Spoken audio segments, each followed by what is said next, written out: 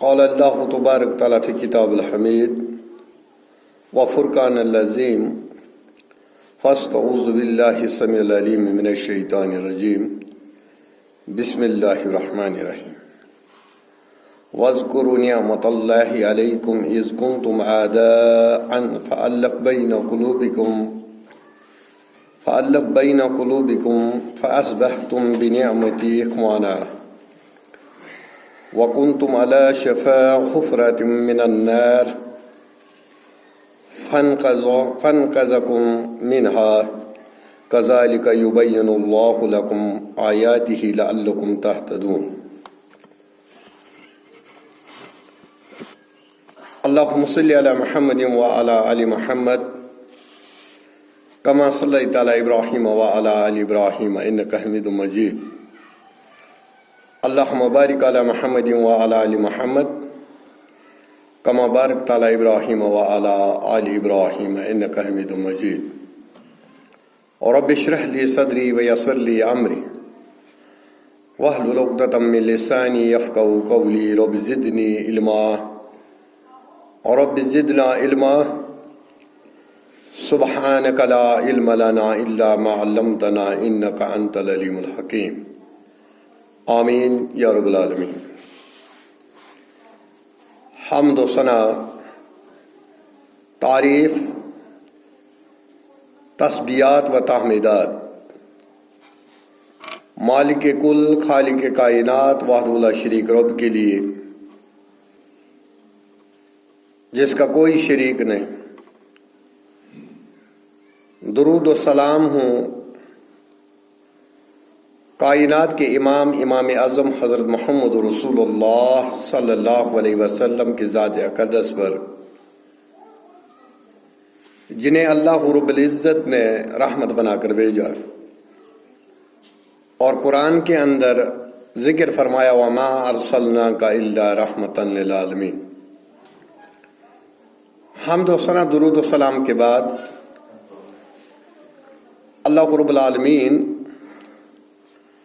اپنی رحمت میں جگہ دے صحابہ کرام کو، اولیاء کرام کو، علماء حق کو، جنہوں نے اس دین حق کو مینوان ہم تک پہنچایا۔ آج ایک بہت ہی عظیم موضوع آپ کے سامنے لے کر آیا جو ہماری زندگیوں کے اندر بہت معنی رکھتا ہے، جن کے بارے میں اللہ رب العالمین نے قرآن میں فرمایا وما ارسلناک الا رحمتا للعالمین۔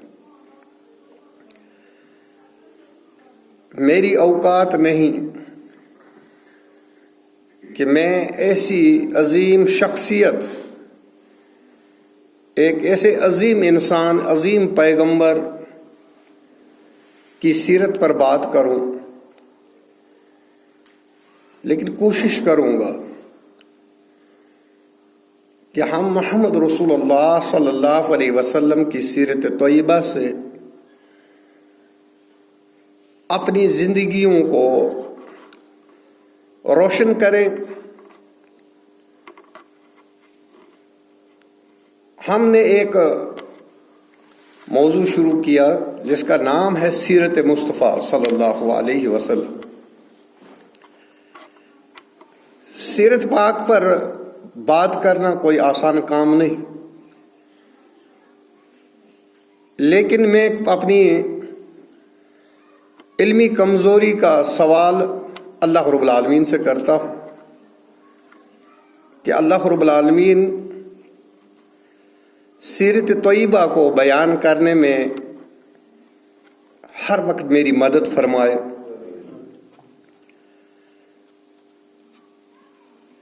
بعثت سے پہلے محمد رسول اللہ صلی اللہ علیہ وسلم کی بعثت سے پہلے، کیونکہ جو بھی سیرت نگار ہے جب اس نے سیرت کو شروع کیا تو بعثت سے پہلے جو حالات تھے، کائنات کے اندر جو کمزوریاں تھیں، کچھ کمیاں تھی ان کا ذکر کیا ہے۔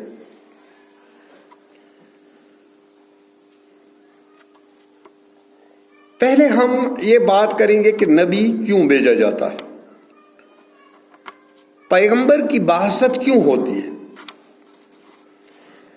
کیونکہ عام طور پر ہم نے جب سنا ہے علماء سے، کچھ لوگ ایسے بھی کہتے ہیں کہ 1,24,000 پیغمبر آئے ہیں، لیکن یہ حدیث جو ہے یہ ضعیف ہے۔ 1,24,000 نہیں، اس سے زیادہ بھی ہو سکتے، کم بھی ہو سکتے۔ بہرحال جتنے بھی پیغمبر آئے ان کے کچھ ذمہ داریاں ہوتی ہیں۔ نبی کی یہ ذمہ داری ہوتی ہے کہ ایک انسان کو جب وہ بھٹک جائے، صراط مستقیم سے بھٹک جائے، اپنے مالک اور خالق سے جب کٹ جائے، تو نبی کا کام یہ ہوتا ہے کہ اس کو اپنے مالک کے ساتھ جوڑتا ہے۔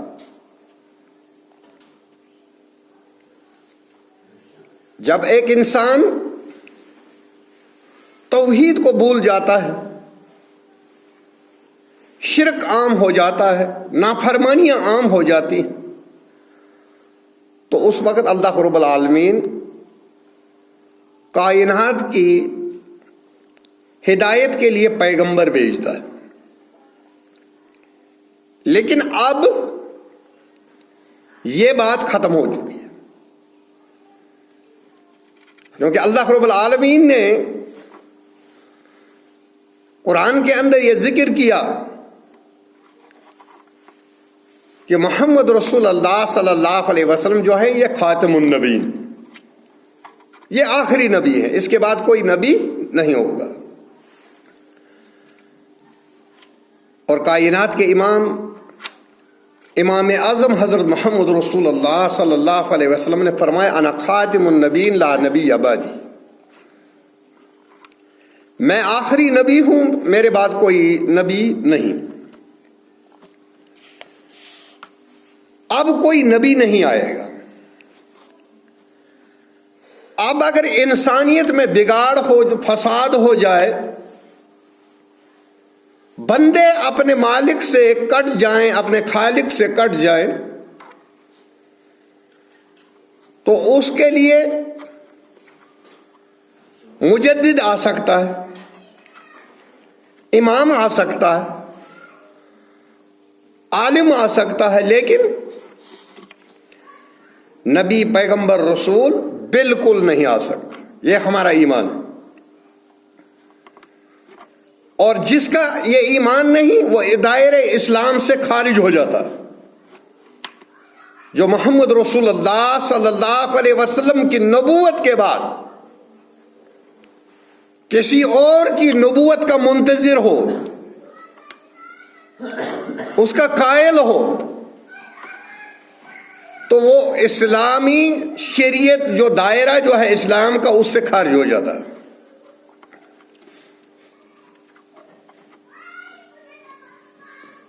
جب ایک انسانیت اپنے مقام سے گر جاتی ہے، ایک شاعر نے بہت اچھا شعر کہا ہے، جانور پیدا کیے تیری رضا کے واسطے۔ اللہ رب العالمین نے ہمارے لیے کیا کیا پیدا کیا؟ جانور پیدا کیے تیری رضا کے واسطے، کھیتیاں سرسبز ہیں تیری غذا کے واسطے، چاند سورج اور ستارے ہیں ضیاء کے واسطے، سارا جہاں تیرے لیے اور تو خدا کے واسطے۔ یہ کائنات کی ساری چیزیں ہمارے لیے، لیکن ہم اللہ کے لیے۔ ہمیں اپنی جان پر کوئی اختیار نہیں ہے۔ کیا کائنات کا کتنا بھی دہریہ کیوں نہ ہو، جو کسی بھگوان ایشور اللہ کو نہ مانتا ہو، کیا وہ یہ کہہ سکتا ہے کہ میں میری موت جو ہے میں اپنی موت کو ٹال سکتا ہوں؟ یہ ایک ایسی اٹل حقیقت ہے، اگر ایک انسان اسی چیز پر غور کرے کہ جان میری ہے، جسم میرا ہے، لیکن اختیار میرا نہیں۔ ایک انسان کو جب موت کا فرشتہ آ جاتا ہے، کیا یہ اپنی جان کو اس فرشتے سے چھڑا سکتا؟ کیا یہ موت کے وقت کو ٹال سکتا ہے؟ اتنی بڑی کائنات، اتنا بڑا آسمان، چاند ستارے، اس کا کوئی مالک تو ہونا چاہیے۔ 40 بائی 40 مکان بناتے ہو تو اس کا مالک ہے، بنانے والا ہے۔ سلیب ڈالنے کے لیے خود تو نہیں پڑتی ہے، مزدور بھی چاہیے، سیمنٹ بجری ہر ایک چیز چاہیے، تب جا کر سلیب پڑتی ہے نا، مکان تیار ہو جاتا۔ جب کسی بلڈنگ کو آپ دیکھتے ہو تو آپ کو یہ ایک دم آپ کے ذہن میں آ جاتا ہے اس کا بنانے والا ہے کوئی، خود بخود نہیں بنی ہے۔ اتنی بڑی کائنات، زمین و آسمان، بغیر ستونوں کے آسمان، اتنا بڑا لینٹر ڈال دیا، کیا یہ کسی انسان کا کام ہے؟ نہیں، بلکہ اس کے پیچھے ایک بہت بڑی طاقت ہے۔ اس کو اللہ رب العالمین نے اپنی قدرت سے بنایا۔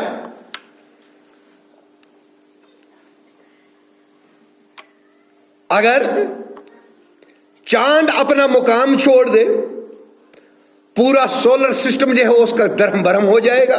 ایک ستارہ اپنی جگہ سے ہل جائے، مجال نہیں۔ اس کو چلانے والا ہے کوئی؟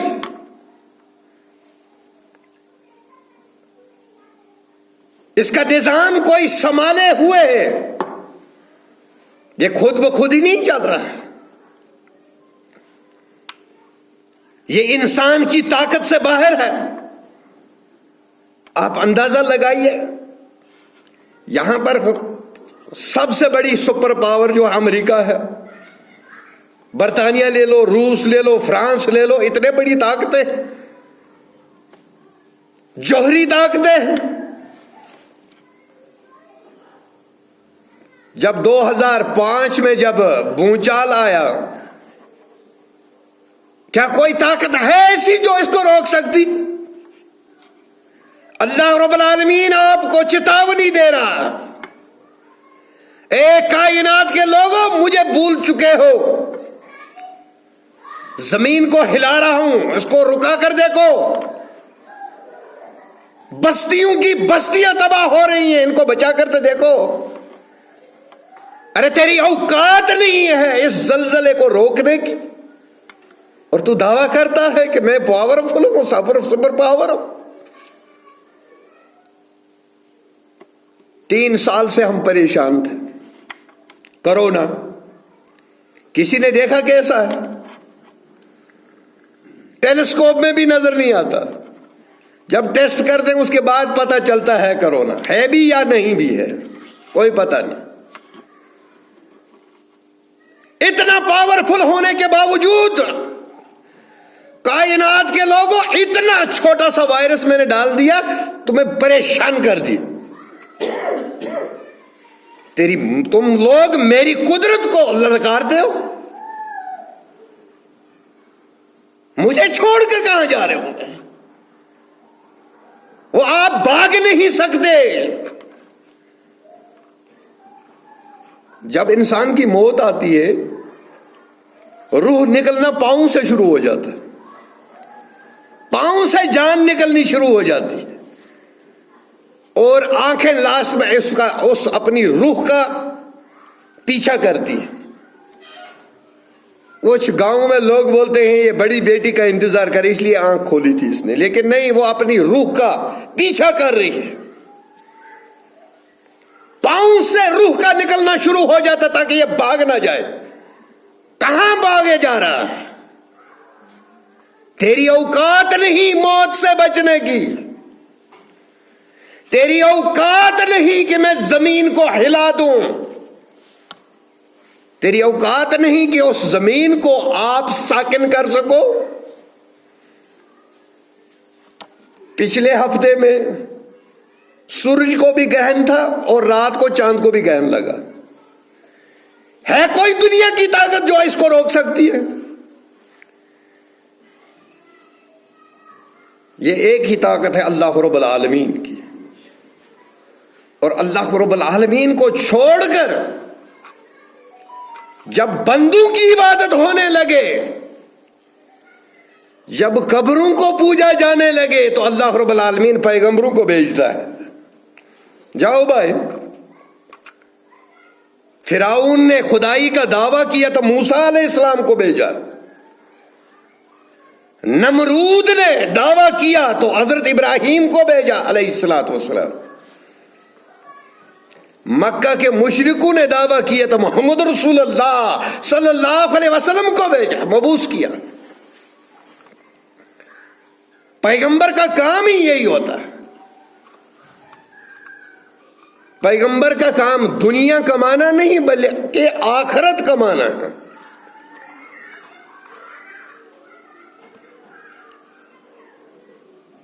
تو محمد رسول اللہ صلی اللہ علیہ وسلم کی بعثت سے پہلے عرب کے کیا حالات، سب سے بڑی بات جو تھی، جو ہم بار بار سنتے آئے ہیں، بیٹیوں کو زندہ درگور کرتے تھے. بیٹی پیدا ہوئی نہیں، موت آ جاتی تھی. آج بھی موت آتی ہے، لیکن محمد رسول اللہ صلی اللہ علیہ وسلم نے فرمایا جس کے گھر میں بیٹی پیدا ہوگی رحمت آ گئی. بیٹی رحمت ہے، لیکن ہمارے چہرے کے تیور بدل جاتے ہیں جب بیٹی ہو جاتی. عرب کے حالات تھے، بیٹی پیدا ہو گئی، ساتھ لے گئے، زندہ قبر کے اندر ڈال دیا، دفن کر دیا، گڑھے کے اندر دبا دیا. ایک بار ایک صحابی آیا، محمد رسول اللہ صلی اللہ علیہ وسلم کی خدمت میں آیا،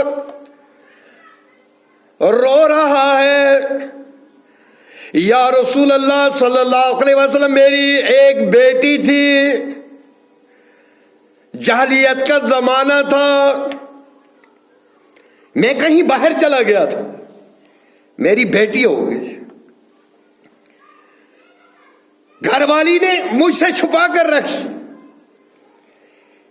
ایک بار ایک لڑکی میں مجھے بہت خوش لگی، ہمسائے کے گھر میں تھی، مجھے پتہ نہیں تھا یہ میری بیٹی ہے، تو میں اس سے بہت پیار کرنے لگا.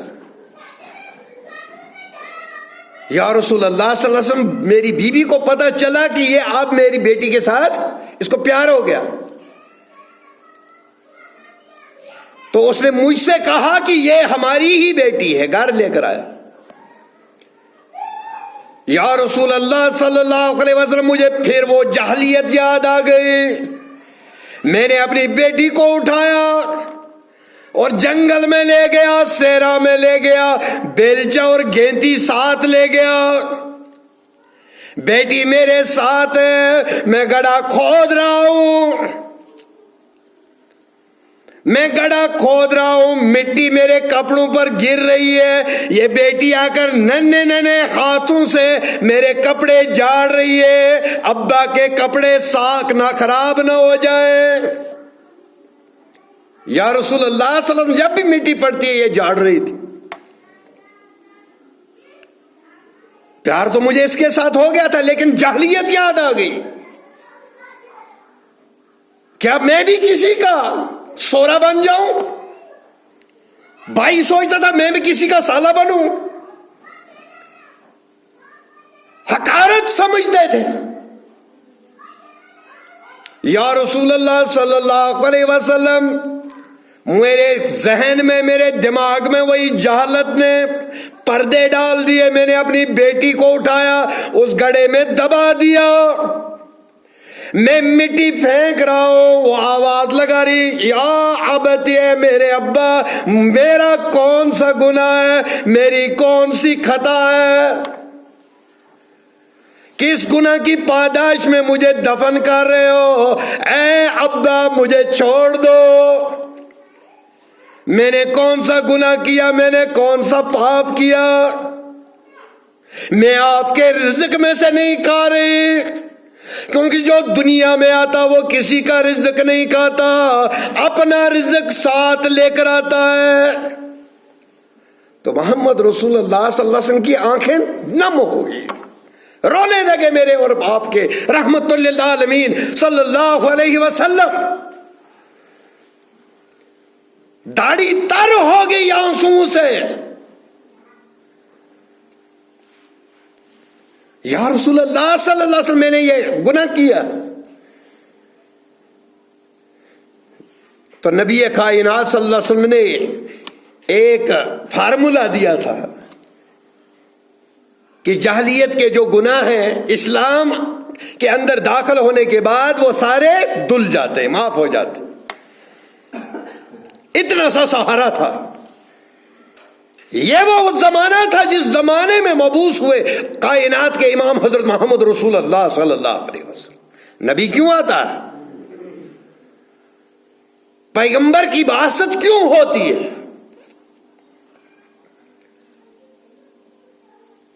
وہاں پر جانوروں کی ریس ہوتی، گھوڑے کی ریس ہو گئی، اس میں لڑائی ہو جاتی تھی، سالوں سال وہ فتنے چلتے رہتے، ایک دوسرے کو بدلا لیتے تھے، ایک دوسرے کے جانی دشمن بن چکے تھے، ہمیشہ دشمن کی طاق میں رہتے، کب اس کو قتل کر دوں. اس زمانے کے اندر، ان حالات کے اندر اللہ رب العالمین نے محمد رسول اللہ صلی اللہ علیہ وسلم کو مبعوث کیا. یہ وہ زمانہ تھا. ایک صحابی بیان کرتے تھے، جب ہم سفر کرتے تھے 3 پتھر ہم اپنے ساتھ اٹھاتے تھے. 3 پتھر، 2 پتھر اس کا چولہا بنا کر ہم روٹی بناتے تھے کھانے کے لیے، اور 1 پتھر وہ ہمارا خدا رہتا تھا سفر میں، ہم اس کی پوجا کرتے تھے، عبادت کرتے تھے. یہ وہ وقت تھا جب مبعوث ہوئے کائنات کے امام اعظم حضرت محمد رسول اللہ صلی اللہ علیہ وسلم. نبی کی سیرت ہم شروع کر رہے ہیں. نبی کی سیرت